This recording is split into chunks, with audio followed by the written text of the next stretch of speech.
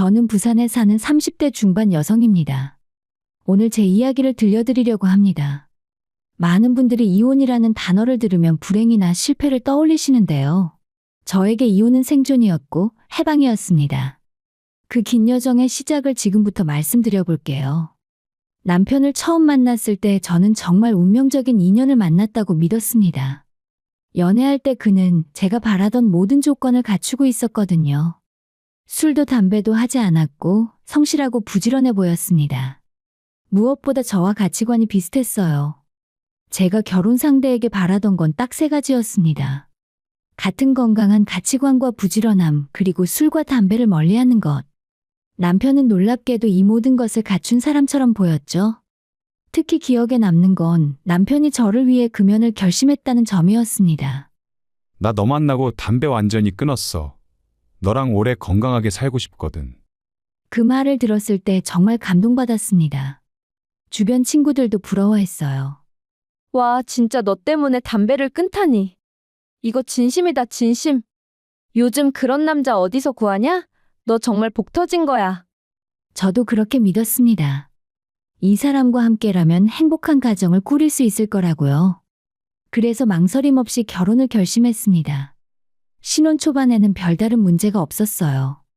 저희는 맞벌이 부부였고 각자 바쁘게 일하면서도 나름대로 조화를 이루며 살아갔어요. 아니, 그렇게 믿고 있었다는 표현이 더 정확하겠네요. 하지만 시간이 지나면서 남편의 본 모습이 조금씩 드러나기 시작했습니다. 남편은 자영업을 하고 있었고 시간적 여유가 저보다 훨씬 많았어요. 그런데도 불구하고 집안일은 전혀 하지 않았습니다. 아침에 출근하면서 부탁한 설거지는 저녁까지 그대로였고 빨래는 세탁기에 넣어만 두고 돌리지도 않았죠. 여보, 출근하기 전에 설거지 좀 해달라고 했잖아. 아, 깜빡했어. 미안. 오늘 좀 바빴어. 처음엔 이해하려고 했습니다. 누구나 실수할 수 있으니까요. 하지만 그게 매일 반복되면 이야기가 달라지잖아요. 청소, 빨래, 설거지. 기본적인 집안일조차 제대로 못 해내는 남편에게 저는 하나하나 가르쳐줘야 했어요. 마치 어린아이를 교육하듯이요. 이렇게 하는 거야. 빨래는 색깔별로 분리해서 돌려야 하고. 아, 그래? 몰랐네. 우리 엄마는 그냥 다 같이 빨았는데. 그 순간 깨달았습니다. 이 사람은 지금까지 집안일을 제대로 해본 적이 없구나. 그리고 앞으로도 하고 싶어 하지 않는구나. 그러던 중에 제가 임신을 하게 되었습니다. 기쁜 소식이었지만 동시에 걱정도 컸어요. 출산 후에 복직을 하려면 아이를 맡길 곳이 필요했거든요. 친정부모님은 이미 연세가 있으셨고 자연스럽게 시어머니에게 부탁을 드릴 수밖에 없었습니다. 어머님, 제가 복직하면 아이 좀 봐주실 수 있으세요? 아이고, 나도 바빠.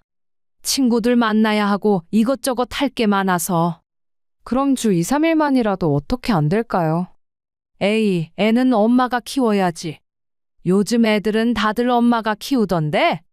시어머니는 번번이 핑계를 대며 거절하셨습니다. 경제적으로 여유가 있으셨고 시간도 충분하셨는데 말이죠. 결국 저는 친정부모님께 손을 벌릴 수밖에 없었습니다. 연세 많으신 부모님이 손주를 돌보시느라 고생하시는 걸 보면서 마음 한편이 무너져 내렸어요. 남편에게 말했습니다. 당신 어머니는 왜 손주를 안 봐주려고 하는 거야? 우리 부모님만 고생하시잖아. 우리 엄마도 인생이 있으신데 억지로 부탁할 순 없잖아. 그럼 당신은? 당신이 집안일이라도 제대로 해야 하는 거 아니야? 나도 일하느라 바빠. 너무 그러지 마. 대화는 늘 평행선을 달렸습니다. 남편은 책임지지 않았고 시댁은 도움이 되지 않았으며 모든 것은 제 몫이었습니다. 겉으로 보기엔 행복한 가정이었지만 그 안에서 저는 혼자 모든 것을 감당하며 외롭게 싸우고 있었습니다. 그때부터였습니다. 모든 갈등이 서서히 그러나 확실하게 수면 위로 올라오기 시작한 건 출산을 하고 육아휴직을 마친 후에 저는 다시 직장으로 복귀했습니다. 아이를 친정 부모님께 맡기고 출근하는 일은 매일이 마음 아픈 일이었어요. 연세 드신 부모님이 어린 손주를 돌보시느라 얼마나 힘드실지 뻔히 알면서도 저는 그렇게 할 수밖에 없었습니다. 시어머니는 여전히 손주 돌보는 일에는 관심이 없으셨으니까요. 육아와 직장 일을 병행하는 건 정말 힘들었습니다. 아침에 아이를 챙겨서 친정에 맡기고 하루 종일 일하고 퇴근 후에 다시 아이를 데리러 가서 집에 와서 저녁을 준비하고 아이를 씻기고 재우고 그 모든 과정이 전쟁 같았어요. 그런데 남편은 어땠을까요? 남편은 점점 더 무책임해졌습니다. 연애할 때 그렇게 열심히 하던 운동도 끊고 퇴근 후에는 소파에 누워 핸드폰만 들여다보기 일쑤였습니다. 제가 아무리 힘들다고 해도 남편은 나도 힘들어. 라는 말만 되풀이할 뿐이었죠. 여보, 나 진짜 힘들어. 좀 도와줄래? 나도 하루 종일 일했어. 나도 쉬고 싶어. 나도 일했는데 저녁 준비하고 아이 돌보고 다 하잖아. 그건 원래 엄마가 하는 거 아니야? 그 말을 들었을 때 정말 허탈했습니다. 원래 엄마가 하는 거라니. 그럼 아빠는 뭘 하는 사람인가요? 하지만 더 충격적인 건 따로 있었습니다. 어느 날부터 집안에서 담배 냄새가 나기 시작했어요. 처음엔 착각인가 싶었는데 냄새가 점점 강해졌습니다. 남편에게 물었죠. 당신 혹시 담배 피워? 무슨 소리야? 내가 언제 담배를 피웠다고. 그럼 이 냄새는 뭐야? 밖에서 담배 피우는 사람 옆을 지나갔나 보지. 하지만 의심은 계속됐습니다. 그리고 어느 날 결정적인 순간을 목격하게 됐어요. 아파트 주차장에서 남편이 차 안에 앉아 있는 걸 우연히 봤는데 뭔가를 입에 물고 있더군요. 가까이 다가가서 보니 남편은 나무젓가락에 담배를 끼워서 피우고 있었습니다. 이게 뭐야? 남편은 깜짝 놀라 담배를 급히 끄며 변명을 늘어놓았습니다. 이건 그냥 요즘 스트레스가 너무 심해서. 스트레스? 당신 나한테 금연했다고 했잖아. 근데 나무젓가락에 끼워 피우니? 미안해. 정말 미안해. 다시는 안 피울게. 하지만 그 약속은 지켜지지 않았습니다. 담배 냄새는 계속 났고 남편은 더 교묘하게 숨기려고만 했죠. 아이가 있는 집에서 그렇게까지 하면서 담배를 피워야 했을까요? 저는 이해할 수 없었습니다. 술도 마찬가지였습니다. 연말이 되자 남편은 거의 매일 술자리에 나갔어요. 오늘 거래처 사람들이랑 연말 모임이 있어서. 어제도 모임이었잖아. 이건 다른 사람들이야. 일 때문에 어쩔 수 없어. 그렇게 나간 남편은 항상 만취 상태로 귀가했습니다. 새벽 2, 3시에 비틀거리며 들어와서 소파에 그대로 쓰러지곤 했죠. 다음 날에도 숙취로 꼼짝도 안 하고 저녁이 되면 또 2차, 3차를 혼자 이어간다며 나갔습니다. 당신 이러다가 큰일 나. 제발 좀 그만 마셔. 남자들은 원래 이 정도 마시는 거야. 남편은 더 이상 책임감 있는 남편도 아버지도 아니었습니다. 저와 아이는 점점 더 소외된 존재가 되어갔고 남편은 자기 하고 싶은 대로만 살았어요. 시어머니는 또 어땠을까요? 평소에는 손주를 돌보는 일은 고사하고 얼굴 한번 보러 오는 것도 귀찮아 하시던 분이 딱 한 번 아이를 봐주셨던 적이 있었습니다. 제가 급한 일이 생겨서 정말 어쩔 수 없이 사정사정을 하며 부탁드렸을 때였죠. 그런데 그 하루가 끝나고 나서부터 시어머니는 허리가 아프다며 병원에 다니기 시작하셨습니다. 그것도 제 카드로요. 아이고, 손주 하루 봐주느라 허리를 다쳤네. 병원 좀 다녀야겠어. 처음엔 정말 다치신 줄 알고 걱정했습니다. 그런데 한 달이 지나고 2달이 지나도 계속 병원비가 청구되더군요. 정형외과, 한의원, 물리치료, 심지어 친구들과 식사비용까지 제 카드로 결제하셨습니다. 어머님, 이건 병원비가 아닌 것 같은데요. 병원 갔다가 친구들 만나서 밥 먹은 거야. 내가 아픈데 친구들이 위로해 주려고 만나자고 하더라고. 결국 그 일로 2개월 넘게 제 카드가 사용됐고 저는 그 이후로 다시는 시어머니에게 아이를 맡기지 않았습니다. 명절이나 생일 때도 마찬가지였어요. 시어머니는 항상 고가의 명품을 요구하셨습니다. 내 생일인데 선물 뭐 줄 거야? 요즘 명품 가방 하나쯤은 있어야 친구들 만날 때 창피하지 않지. 경제적으로 여유가 있으신 분이 왜 우리 가정에 그렇게 의존하려고 하시는지 이해할 수 없었습니다. 반면 친정 부모님은 금전적으로 많은 도움을 주시면서도 단 한 번도 생색을 내신 적이 없으셨어요. 그 차이가 너무 극명했습니다. 이 시기에 저는 남편과 시어머니가 보여주는 이기적이고 무책임한 민낯을 똑똑히 보게 되었습니다. 그리고 마음속에서 의문이 자리 잡기 시작했어요. 이 결혼이 과연 맞는 선택이었을까? 시간이 지나면서 남편과의 관계는 점점 더 악화되어 갔습니다. 하지만 저는 아이 때문에라도 일단은 참고 견뎌야 한다고 생각했어요. 이혼은 쉽게 결정할 수 있는 문제가 아니었으니까요. 그런데 결정적인 사건이 터지고 말았습니다. 바로 남편의 무리한 사업 투자였습니다. 남편은 자영업을 하면서 사업 확장에 관심이 많았어요. 저는 회계 관련 일을 하고 있었기 때문에 경제 흐름이나 투자에 대해서는 남편보다 훨씬 민감한 편이었습니다. 그래서 남편이 새로운 투자를 고려할 때마다 신중하게 검토해보라고 조언했습니다. 여보, 이 투자는 좀 위험해 보여. 시장 상황도 좋지 않고 수익 구조도 불안정해. 당신은 너무 보수적이야. 사업은 좀 과감하게 해야 돼. 과감한 것과 무모한 건 달라. 우리한테 아이도 있잖아. 하지만 남편은 제 말을 들으려 하지 않았습니다. 특히 부동산 개발 사업에 대한 이야기가 나왔을 때 저는 강하게 반대했어요. 부동산 사업은 절대 안 돼. 리스크가 너무 커. 특히 부동산 개발은 정부 정책에 따라 언제든 문제가 생길 수 있어. 이미 여기 투자한 사람들 많이 돈 벌었어. 기회를 놓치면 안 돼.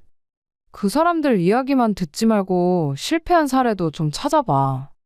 제발 신중하게 생각해. 남편은 제 말을 귀찮아하며 흘려들었습니다. 그리고 결국 제가 모르는 사이에 부동산 개발 사업에 거액을 투자해버렸습니다.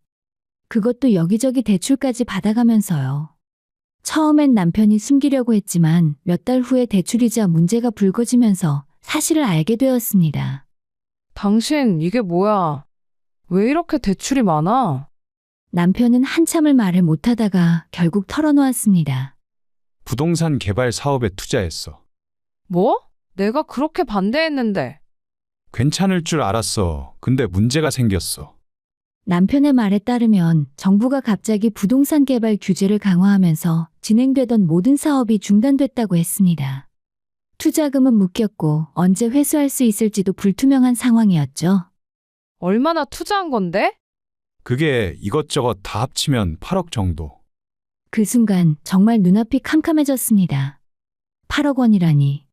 우리 집 한 채 값이 넘는 금액을 제 허락도 없이 반대를 무릅쓰고 투자했다는 게 믿기지 않았어요. 미쳤어? 8억을? 그것도 대출까지 받아서? 미안해. 정말 미안해. 건물 올라가면 금방 회수될 줄 알았어. 회수는 무슨, 언제 회수된대? 그건 아직 모르겠어. 우리도 변호사 선임해서 알아보고 있어. 저는 그날 밤 잠을 한숨도 자지 못했습니다. 갑자기 생긴 8억 원의 빚. 아이까지 키우며 평생 갚아야 할 돈이었습니다. 그리고 그 빚의 일부는 제 명의로 된 대출도 포함되어 있었어요. 남편이 저 몰래 제 명의로 대출을 받았던 겁니다. 당신 내 명의로도 대출 받았어? 그게 내 명의로는 한도가 부족해서. 내 동의도 없이? 이게 말이 돼? 미안해. 정말 미안해. 미안하다는 말만 되풀이하는 남편을 보며 저는 이 사람과 더 이상 함께 살 수 없다는 생각이 들었습니다. 하지만 당장 이혼을 결정하기에는 상황이 너무 복잡했어요. 빚 문제도 해결해야 했고 아이도 있었으니까요. 남편은 일단 빚을 갚기 위해 집을 팔자고 했습니다. 우리 집만 팔면 빚은 거의 다 갚을 수 있어. 그리고 작은 집으로 이사 가자. 그게 말이 돼? 아이 키우는데 어떻게 더 작은 집으로 가?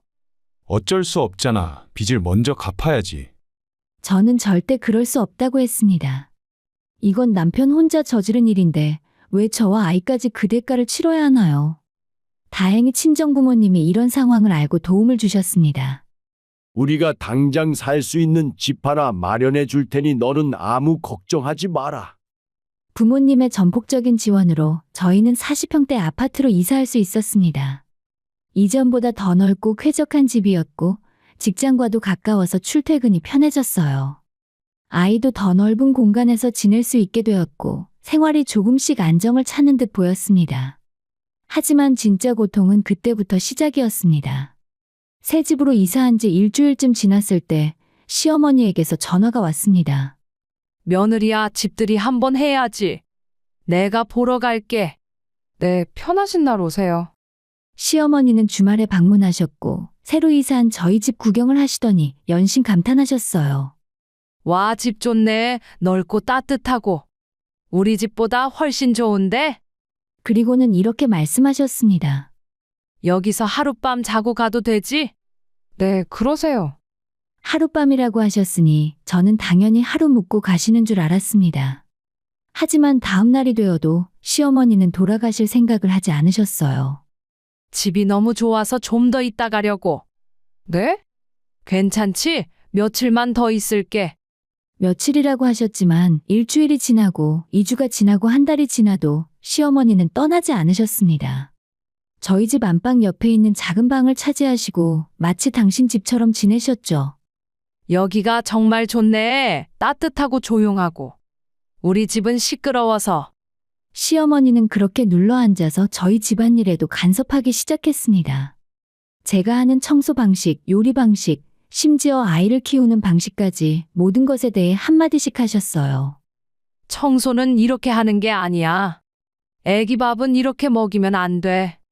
요즘 젊은 엄마들은 애를 제대로 못 키운다니까. 저는 시어머니가 계시는 동안 제 집에서 손님처럼 지내야 했습니다. 편하게 쉴 수도 없었고 남편과 대화할 시간도 없었어요. 시어머니는 항상 거실에 계셨고 저희 부부의 모든 대화를 듣고 계셨으니까요. 남편에게 말했습니다. 어머님 대체 언제 가시는 거야? 벌써 한 달이 넘었어. 우리 엄마도 넓은 집에서 편하게 지내고 싶으신 거지. 너가 좀 이해해. 이해는 무슨, 이건 내 집이야. 당신 엄마 집이 아니고.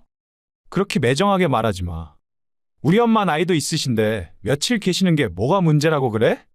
며칠이 아니라 이미 한 달이 넘었다고 말하려다가 저는 입을 다물었습니다. 어차피 남편은 시어머니 편만 들 테니까요. 시어머니는 집안의 모든 것을 당신 마음대로 바꾸려고 하셨습니다. 제가 친정부모님 도움으로 장만한 이 집에서 마치 주인처럼 행동하셨죠. 육아는 친정에서 다 해주면서 편안한 생활은 시댁이 누리는 구조. 이 부조리한 상황 속에서 저는 점점 숨이 막혀갔습니다. 그리고 마침내 깨달았습니다. 이 결혼 생활을 더 이상 지속할 수 없다는 것을요. 어느 날 시어머니가 직접 저녁을 준비하신 적이 있었습니다. 그날 남편의 반응은 정말 충격적이었어요. 엄마 이거 진짜 맛있어요. 역시 엄마 손맛이 최고야. 그치? 이게 제대로 된 밥상이지. 남편은 평소 제가 해주는 음식에는 한 번도 맛있다는 말을 하지 않았습니다. 그런데 시어머니가 차린 밥상에는 극찬을 쏟아냈죠. 그 순간 저는 정말 아무것도 아닌 사람이 된 기분이었습니다. 당신은 내가 해주는 밥은 맛없어? 그런 게 아니라 난 엄마 음식이 익숙해서 그래. 그럼 앞으로 어머니한테 해달라고 해. 왜 그렇게 삐쳐? 그냥 칭찬 한 번 한 건데. 저는 더 이상 말하고 싶지 않았습니다. 어차피 남편은 제 마음을 이해하지 못할 테니까요. 시어머니가 계시는 동안 남편은 집안일을 완전히 손에서 놓았습니다. 원래도 거의 하지 않았지만 이제는 아예 하지 않았어요. 여보, 쓰레기 좀 버려줄래? 엄마가 계시는데 엄마한테 부탁하면 되잖아. 어머님한테 어떻게 그래? 당신이 해야지. 그러면 시어머니가 끼어드셨습니다. 아이고, 남편한테 그런 거 시키지 마. 집안일은 여자가 하는 거지.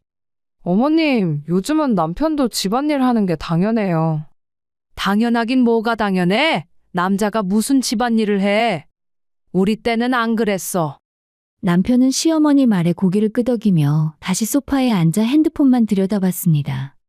하는 수 없이 저는 쓰레기를 들고 혼자 현관으로 나갔어요. 아이와의 시간도 마찬가지였습니다. 남편은 평소에도 아이와 놀아주는 시간이 거의 없었지만 시어머니가 오신 후로는 아예 아이를 안 봤어요. 아빠, 나 책 읽어줘. 아빠는 할머니랑 TV 봐야 해. 나중에 놀아줄게. 그럼 딸은 실망한 표정으로 제게 왔습니다. 엄마, 아빠는 나랑 안 놀아줘. 괜찮아. 엄마가 놀아줄게. 저는 아이를 안아주며 남편과 시어머니를 바라봤습니다. 그들은 편하게 TV를 보며 웃고 있었고 저와 아이는 그 광경을 멀리서 지켜보고 있었죠. 퇴근 후에도 쉴 틈이 없었습니다. 집에 도착하면 시어머니가 항상 거실에 계셨고 제가 하는 모든 행동을 지켜보셨어요. 왜 이렇게 늦게 와? 회사가 그렇게 바빠? 네, 오늘 처리해야 할 일이 많아서요. 집안일도 해야 하는데 너무 늦게까지 일하면 안 되지. 그렇다고 일을 안 할 수는 없잖아요. 요즘 젊은 애들은 괜히 밖에서 바쁜 척만 한다니까. 집안일이 더 중요한 건데. 시어머니는 제가 일하는 것조차 마음에 들어 하지 않으셨습니다. 전업주부가 되어서 집안일만 하기를 바라시는 것 같았어요. 하지만 남편의 빚 때문에라도 저는 절대 일을 그만둘 수 없었습니다. 저녁을 준비하고 설거지를 하고 아이를 씻기고 빨래를 개고 모든 일을 혼자 했습니다. 시어머니는 소파에 앉아 계셨고 남편은 자기 방에서 핸드폰을 보고 있었죠. 제가 거실을 오가며 일하는 동안 시어머니는 계속 지적만 하셨습니다. 저는 마치 감시받는 직원처럼 일해야 했습니다. 제 집에서요. 결국 저는 참다 못해 남편에게 조심스럽게 말했습니다. 여보, 벌써 2달이 다 되어 가잖아. 어머님이 너무 오래 계신 것 같아. 슬슬 집으로 돌아가시는 게. 우리 엄마가 여기 있는 게 뭐가 문제야? 문제가 많아. 나는 너무 힘들어. 엄마가 뭘 잘못했는데? 그냥 며칠 계시는 건데. 며칠이 아니잖아. 그리고 나한테 계속 간섭하시고. 간섭이 아니라 조언이지. 당신이 너무 예민하게 받아들이는 거야. 예민한 게 아니야. 나는 내 집에서 편하게 지내고 싶다고. 내 집? 이게 당신만의 집이야? 그 말에 저는 할 말을 잃었습니다. 맞아요. 이 집은 사실 저희 부모님 명의예요. 친정부모님이 저와 아이를 위해 마련해 주신 집이었죠. 하지만 저는 그 사실을 입 밖에 낼 수 없었습니다. 그랬다가는 더 큰 싸움이 벌어질 테니까요. 이 집은 친정에서 사주신 거잖아. 당신 부모님은 아무것도 안 해주셨으면서. 제가 그렇게 말하려다가 참았습니다. 그렇게 말하면 남편의 자존심이 상할 거고 시어머니까지 알게 되면 상황은 더 악화될 테니까요. 결국 저는 아무 말도 하지 못하고 그냥 참고 견뎌야 했습니다. 제 집에서 저는 가장 약한 사람이었습니다. 시어머니는 주인처럼 행동하셨고 남편은 시어머니 편만 들었으며 저는 그 모든 무게를 혼자 감당해야 했습니다. 밤마다 잠들기 전 저는 생각했습니다. 이게 정상적인 결혼 생활인가? 내가 행복하기 위해서는 무엇을 해야 하나? 그리고 점점 한 가지 답에 가까워지고 있었습니다. 이 불합리한 결혼은 끝내야 한다고요. 시어머니가 우리 집에 온 지 2달이 지났습니다. 여전히 돌아가실 생각은 없어 보였고 오히려 더 편하게 지내시는 모습이었어요. 저는 매일 아침 출근할 때마다 집으로 돌아가기 싫다는 생각이 들었습니다. 내 집인데 내가 가장 불편한 사람이라는 게 말이 안 됐어요. 어느 주말 저는 더 이상 참을 수 없다는 결론을 내렸습니다. 남편에게 조심스럽게가 아니라 단호하게 말했습니다. 여보, 오늘 어머님 댁으로 모셔다 드려. 남편은 TV를 보다가 고개를 돌렸습니다. 뭐? 어머님 모시고 시댁에 다녀와. 이제 집으로 가셔야지. 갑자기 왜 그래? 우리 엄마 여기 계시는 게 그렇게 싫어? 싫은 게 아니라 너무 오래 계셨어. 이미 2달이 넘었잖아. 그때 거실에 계시던 시어머니가 끼어드셨습니다. 너는 내가 그렇게 불편해? 여기 있는 게 그렇게 싫어? 어머님, 그게 아니라. 아니긴 뭐가 아니야? 네 얼굴에 다 쓰여 있어? 나보고 빨리 나가라는 거지? 좋게 끝내고 싶었는데 상황이 이렇게 돌아가니까 저는 더 이상 둘러댈 생각이 없었습니다. 네, 솔직히 말하면 그래요. 어머님이 너무 오래 계셔서 저도 힘들어요. 시어머니의 얼굴이 굳어졌고 남편이 황급히 말했습니다. 당신 지금 뭐 하는 거야? 우리 엄마한테 어떻게 그런 말을? 사실을 말하는 거야. 처음에 며칠 계신다고 하셨잖아. 근데 지금 2달이 넘었어. 이건 며칠이 아니야. 그래도 그렇지. 어떻게 그렇게 매정하게 말을 해? 매정하다는 말에 저는 웃음이 나왔습니다. 제가 매정한 거라고요? 지금까지 참고 견딘 제가요? 매정한 건 당신이야. 당신 어머니가 여기서 얼마나 나를 힘들게 했는지 알아? 당신은 한 번이라도 내 편을 들어준 적 있냐고. 엄마를 어떻게 내쫓으라고 해? 나는 그렇게 못해. 그럼 나는 어떻게 해? 내가 계속 참고 살아야 돼? 좀만 참아. 엄마도 곧 가실 거야. 고지 언제야? 1달 더, 2달 더? 남편은 대답하지 못했습니다. 시어머니도 아무 말씀이 없으셨죠? 이 사람들은 절대 곱게 나가지 않을 것 같았어요.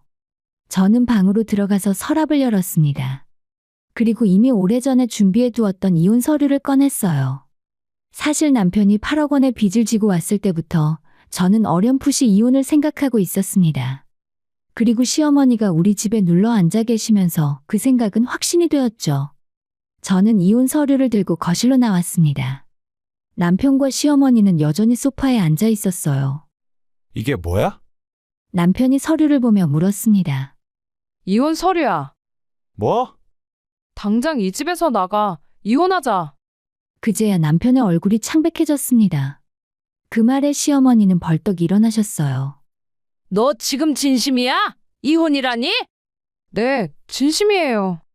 그럼 나 때문에 이혼하겠다는 거야? 어머님 때문만은 아니에요. 남편의 무책임함과 8억 원의 빚, 그리고 이 모든 상황을 제가 혼자 감당해야 한다는 것까지 전부 다 이유가 돼요. 남편이 일어나서 제게 다가왔습니다. 당신 진정해. 우리 얘기 좀 하자. 얘기할 거 없어. 이미 마음은 정했어. 아이는 어떻게 하고? 나연이는? 우리 딸은 나랑 살 거야. 어차피 당신은 아이한테 관심도 없잖아. 그게 무슨 소리야? 사실이잖아. 당신 언제 아이랑 놀아줬어? 언제 아이 목욕시켰어? 당신은 아빠 역할을 한 적이 없어.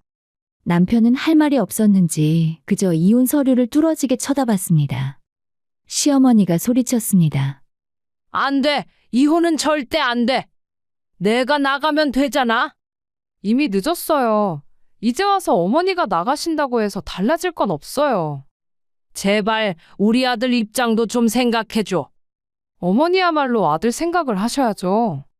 아들이 얼마나 무책임한지, 얼마나 잘못 살고 있는지 말이에요. 저는 더 이상 대화하고 싶지 않았습니다.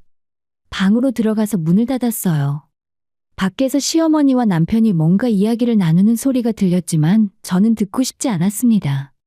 다음 날 아침 일찍 시어머니는 집을 나가셨습니다.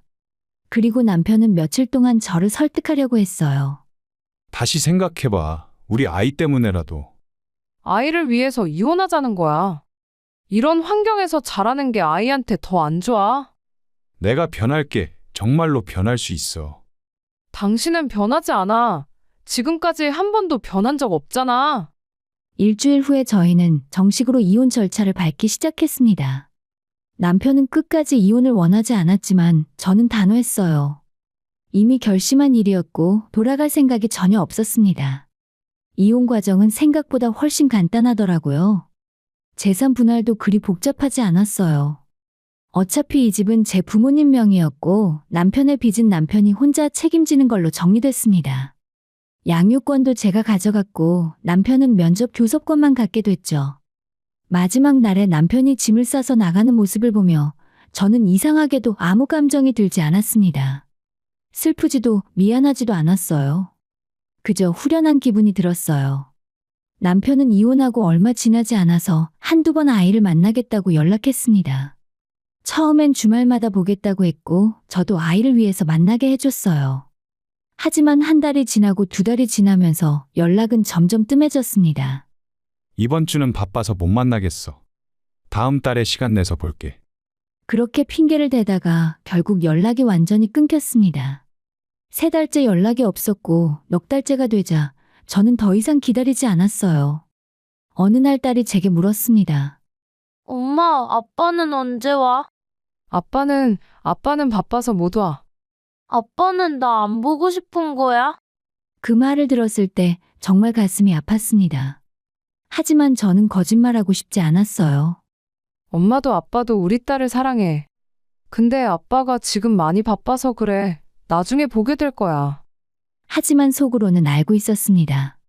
남편은 애정도 책임감도 없는 사람이라는 것을요. 아이에게조차 관심이 없다는 것을 말입니다. 이혼 후에 저는 살던 집을 전세를 주고 친정 부모님과 함께 살기 시작했습니다. 부모님은 저와 나연이를 따뜻하게 맞아주셨고 아이는 할아버지 할머니와 함께 지내며 훨씬 밝아졌어요. 저도 드디어 숨을 쉴 수 있게 되었습니다. 남편과 시어머니가 보여준 것은 애정도 가족애도 아니었습니다. 그저 이기심과 무책임함 뿐이었죠. 그들은 단 한 번도 저와 아이를 진정으로 사랑하지 않았습니다. 그리고 이제 저는 새로운 삶을 시작할 준비가 되었어요. 이혼 후에 몇 달이 지났습니다. 저는 이제 아이와 친정 부모님과 함께 살고 있어요. 처음에는 부모님께 폐를 끼치는 것 같아서 미안한 마음이 컸습니다.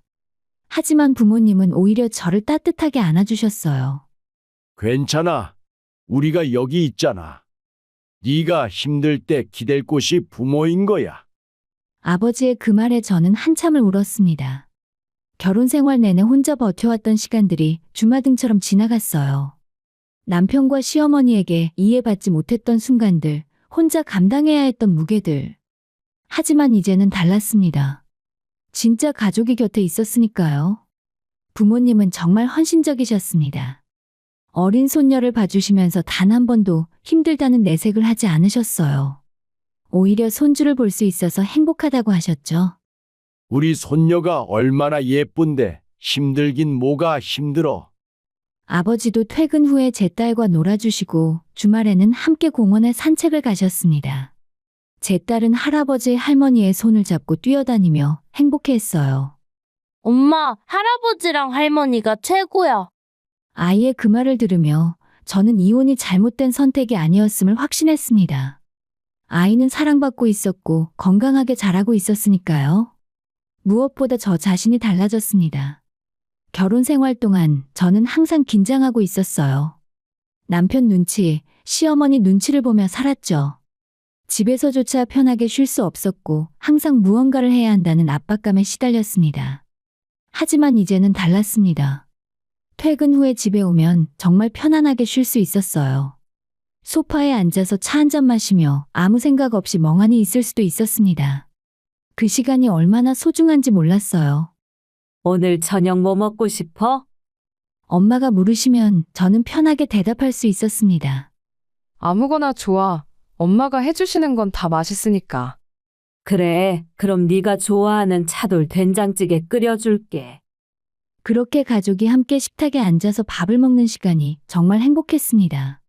아무도 트집 잡지 않았고 아무도 비교하지 않았어요. 그저 서로를 아끼고 사랑하는 가족이 함께하는 시간이었죠. 직장에서도 달라졌습니다. 결혼 생활 동안에는 항상 집안 걱정 때문에 일에 집중할 수 없었어요.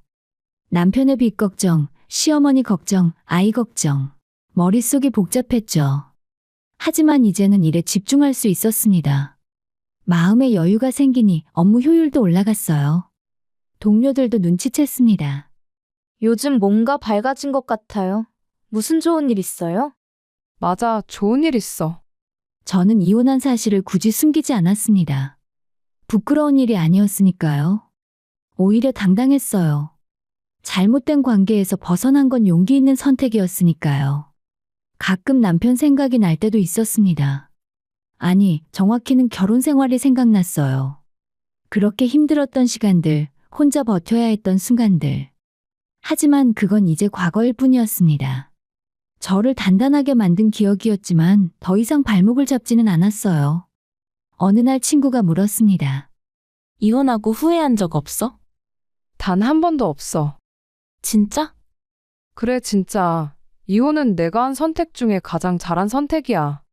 친구는 놀란 표정을 지었지만 곧 이해한다는 듯 고개를 끄덕였습니다.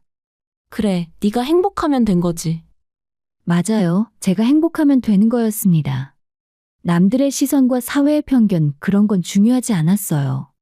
중요한 건 저와 제 아이의 행복이었죠. 이혼은 결코 실패가 아니었습니다. 오히려 새로운 시작이었어요. 잘못된 관계에서 벗어나는 것, 자신을 지키는 것, 그게 바로 용기였습니다. 저는 그 용기를 내었고 그 결과 지금의 평화로운 삶을 얻게 되었죠. 제 딸은 오히려 이혼을 한 뒤로 날이 갈수록 성격이 밝아졌습니다. 저뿐만 아니라 아이 유치원 선생님도 그 변화를 눈치채셨어요. 나연이가 요즘 정말 밝아졌어요. 친구들과도 잘 어울리고 웃음도 많아졌어요. 그래요, 다행이네요. 주변 환경이 좋아진 것 같아요. 아이는 정말 민감하거든요. 선생님 말씀이 맞았습니다. 아이는 정말 민감했어요. 결혼 생활 동안 우리 부부의 갈등을, 시어머니와의 불편한 관계를 아이도 느끼고 있었던 거죠. 하지만 이제는 달랐습니다. 평화로운 가정에서 아이는 건강하게 자라고 있었어요. 이제 저는 나를 위한, 아이를 위한 삶을 살아갑니다. 누군가에겐 아픔으로만 보일 수 있는 이혼이 저에게는 삶의 방향을 바로잡은 순간이었습니다. 숨을 쉴 수 없었던 결혼 생활에서 벗어나서 이제야 진짜 숨을 쉴 수 있게 되었어요. 그리고 이건 끝이 아니라 새로운 시작이었습니다. 저와 우리 딸, 그리고 저를 지지해주는 진짜 가족을 중심으로 저의 인생은 이제 새롭게 흘러가고 있습니다.